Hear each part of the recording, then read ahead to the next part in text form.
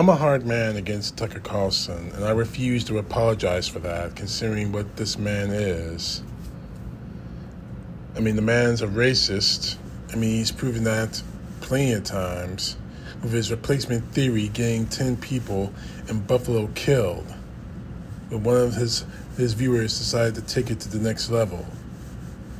He has shown nothing but disrespect to this country by trying to whitewash what happened on January 6th.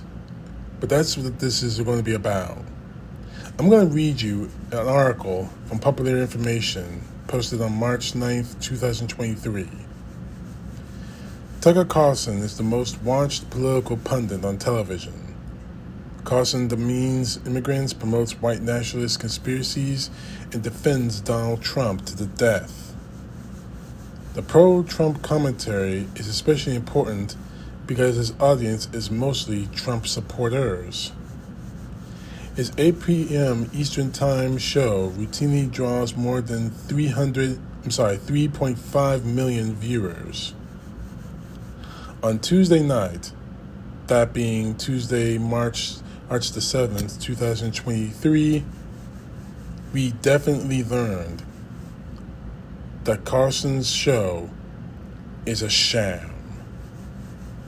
Carlson's text to his Fox colleagues revealed that Carlson does not really believe the things he says on air. Instead, Carlson says whatever he thinks his audience wants to hear. Carlson's texts were made public as part of a $1.6 billion defamation lawsuit filed by Dominion Voting Systems against Fox News. Dominion's lawsuit alleges that Fox News, including Carlson himself, promoted false and damaging claims against Dominion that they knew were false. Through the discovery process, Dominion has obtained a trove of internal communications from Fox News employees. Some of these materials are now being made public as Dominion counters Fox News efforts to dismiss the lawsuit. Popular Information reviewed transcripts of Carlson's show in the weeks before and after the newly released texts.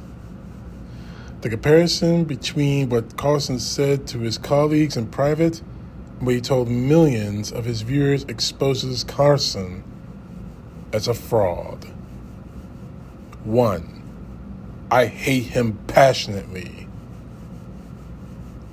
In a January 4, 2021 text, 2 days before the Capitol attack, by the way, to two members of his staff, Carlson said that he, quoting him, truly can't wait for Trump to leave office because, and I quote, I hate him passionately. After the riots, January 7, 2021, at the Capitol, Carlson's private contempt for Trump intensified. In a text to his producer on that day, Alex Pfeiffer, Carlson called Trump, quote, a demonic force and, quoting him, a destroyer.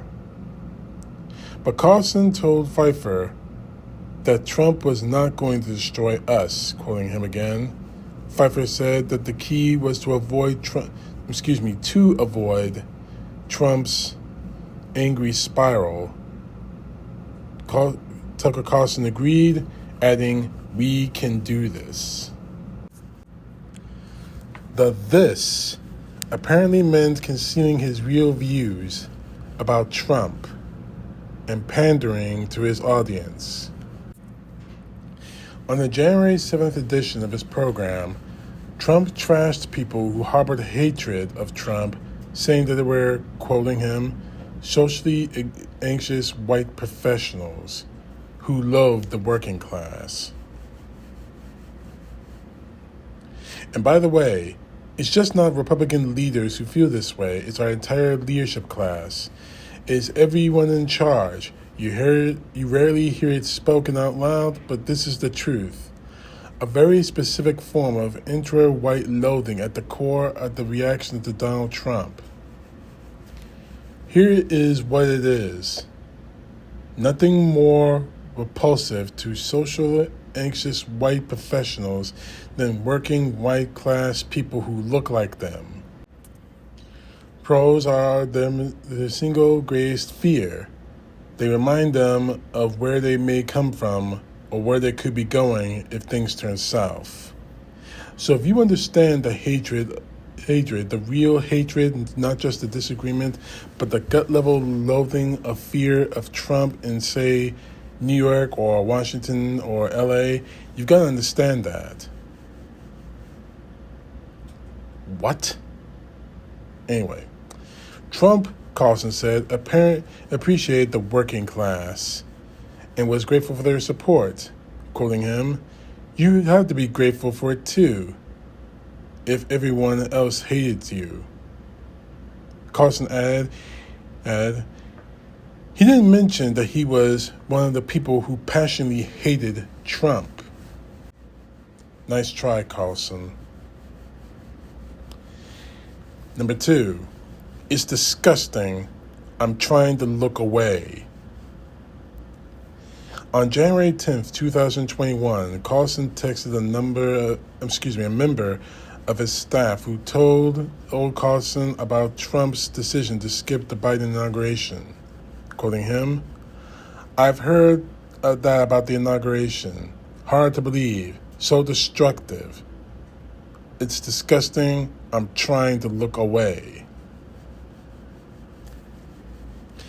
But on the January 20th, 2021, on the day of Biden's election, Carlson played a clip of CNN's Jim Acosta, who noted the significance of Trump skipping the event. And in a way, because the president is defying these traditions, not being part of the inauguration of Joe Biden, he is almost leaving town like an autocrat ousted from power, heading into exile. Carlson said he didn't agree with Acosta that Trump's decision to skip the inauguration was significant. Instead, mocked Acosta for wearing a mask and called Acosta's comments performance art and very tiresome. Oh, by the way, those are direct quotes directly from Tucker Carlson. Carlson's guest that day, Steve Crocker, piled on, saying Acosta's comments were an example of how the press, quoting him, "the press in the Trump era went in completely overboard and became, this is this evil, and dictatorships we're covering." Carlson responded, "I agree." In other words, Carlson spent the program telling viewers of that criticism of Trump skipping the inauguration was unwarranted and overblown. But Carlson actually believed that Trump's decision to skip the inauguration was a destructive and disgusting mistake. So why didn't you say that, Carlson, about Trump? Whatever. 3, shockingly reckless. In November 21st, 2020 text message, which was revealed in a previous legal filing, Carlson said that allegations that the Dominion rigged its election machines against Trump was shockingly reckless because there's no evidence to support it. Quoting him, "There is no one inside the company willing to talk or turn on Dominion documents or copies of the software showing they did."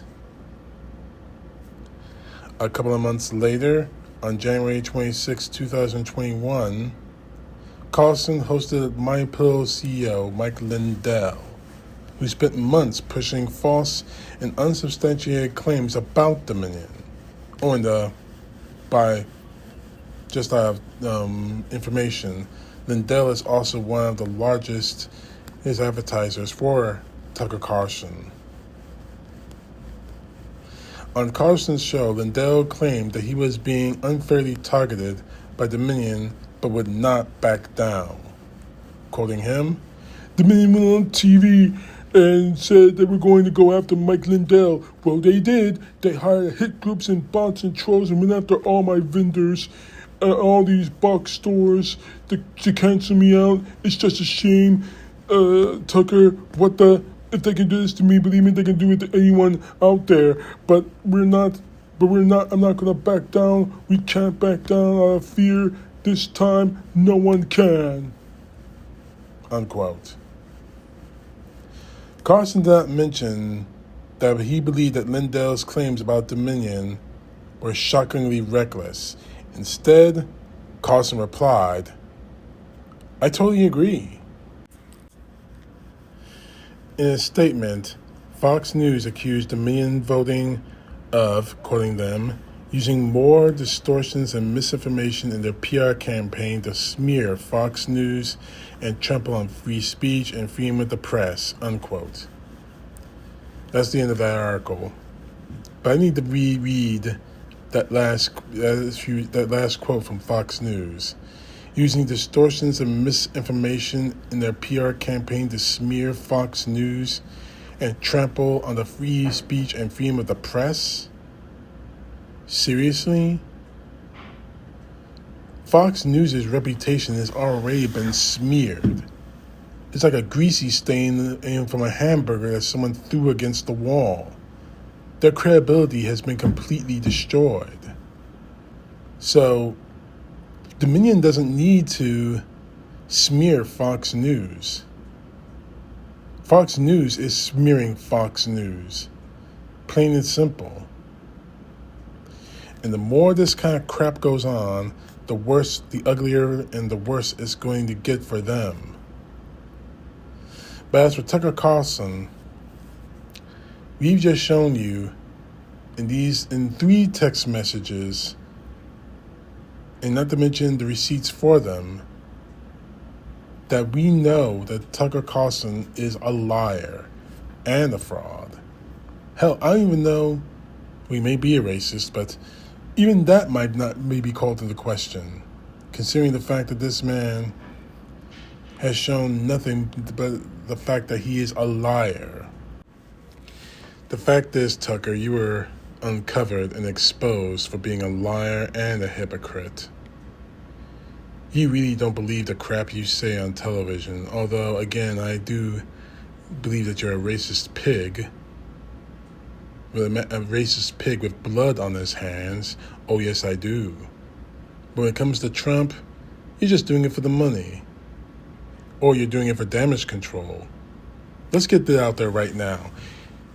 When Arizona was called for the 2020 election in favor of Biden by Fox News, Fox News went into panic mode when their ratings started to drop. So now you've got Tucker Carlson, Sean Hannity, Lauren Ingraham, Fox and Friends, Judge Jeanine Pirro, that drunk, all going into panic mode, damage control mode, saying that Trump won, we were wrong, Trump won. But they all knew it was BS. They all knew it. And that's the only reason why they're doing it now, because they were losing voters and they were losing money. So they sold their souls for both. But Tucker Carlson, don't worry, boy. The pain's going to end sooner or later for you. You're going to be out of a job sooner or later if this lawsuit goes forward. You should be arrested for your hand in what happened in Buffalo. Don't think we've forgotten about that, boy. Don't think for 1 second we forgot about that. But the pain's going to end for you sooner or later, Carlson.